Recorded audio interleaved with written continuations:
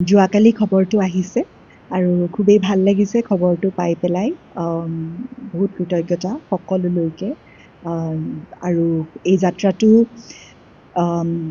ফিল্মৰ যাত্ৰাটো অকলশৰীয়া নহয় আৰু সাংস্কৃতিক যাত্ৰাটো অকলশৰীয়া নহয় এটা সম্বন্ধৰ মাজত হয় কমিউনিটিৰ সহায় নহ'লে এই ফিল্মখন পচিবল নহয় আৰু মোৰ স্পেচিফিকেলি মোৰ যাত্ৰাত মই আহিছোঁ ডান্সৰ পৰা আৰু ডান্সৰ পৰা আহি পেলাই নাটকৰ মাজত সোমাই তাৰ পৰা টিচিঙত সোমাই তাৰ পৰা কিউৰেশ্যনৰ কাম কৰি অনুষ্ঠানিক কাম কৰি ফাইনেলি মই এই চিনেমাখন 2023 চনত মোৰ প্ৰথম ফিল্ম হিচাপে মই কাম কৰিলোঁ চ' খুবেই ভাল লাগিছে আৰু এতিয়াও খবৰটোৰ অনুভৱ হৈ আছে ইমান মানুহৰ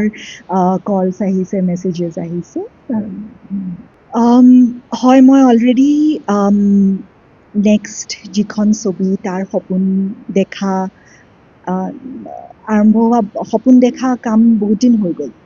আৰু অলৰেডি আৰম্ভ হৈছে কাম সেই ছবিখন অসমৰ পৰা হ'ব আৰু মই সেইখন ফিচাৰ লেংথ মানে এঘণ্টীয়া লেংথৰ ভাবিছোঁ মই